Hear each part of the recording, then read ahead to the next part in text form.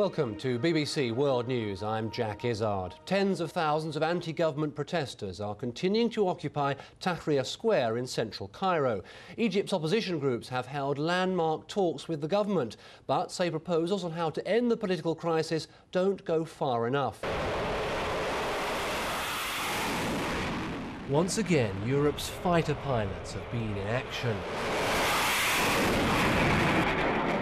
Destination Libya. On Monday, these French jets switched from bombing raids to policing the no-fly zone.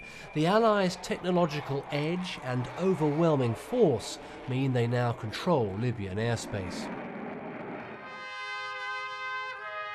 A moment of national mourning watched live on television across South Korea. Among the pomp of the funeral service for the Marines killed in Tuesday's attack, there were two personal stories of loss and grief. But there was the narrative too of the ever-worsening relations between the two Koreas. The head of South Korea's Marine Corps promised that he would take revenge on the North for the attack. This initial barrage was made up of Tomahawk cruise missiles. Launched from ships or submarines, they fly at around 550 miles per hour. But they aren't cheap and cost more than £300,000 each.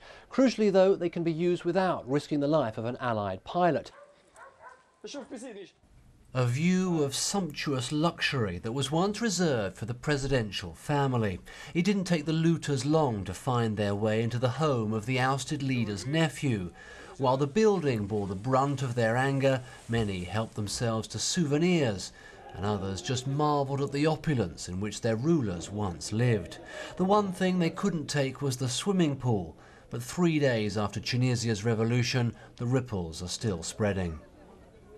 George W. Bush has long called for oil companies to drill in northeast Alaska, but by suggesting they also drill on America's continental shelf, he has performed a notable U-turn. He knows many Americans are deeply angry at the record-high fuel prices, but the two men hoping to succeed him here at the White House have very divergent views. The irony is the president had been to this police barracks in the capital, Quito, to try and talk peace with them. He was there to explain the reasons behind his decision to cut their benefits. This is something they were deeply unhappy about. It's an austerity measure that he says he needs to take, but it's there that the problems began for him. He was attacked by these renegade police officers. They fired tear gas grenades at him, and he was taken to hospital suffering from the after effects of that tear gas inhalation, and it's there that he was taken captive effectively by the police. They surrounded the hospital and he was holed up there for the best part of 12 hours, unable to leave. Now, he's a typically very combative, very defiant character, President Correa. Whilst he was in there, he spoke to the media. He said that he would leave either as president or as a corpse. Last night, Tripoli's anti-aircraft gunners lit up the sky, firing on a foe that was as invisible as it was efficient, and which is striking at the heart of the Gaddafi regime. A building in the colonel's compound lies in ruins. The authorities say it was destroyed by an Allied missile strike.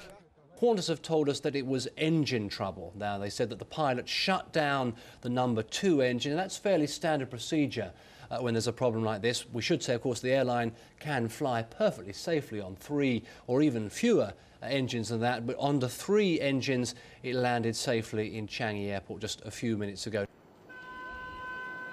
At times, it was more charge than advance. At breakneck speed, the rebels drove nearly 200 miles west, deep into territory which until yesterday had been in the hands of pro-Gaddafi forces.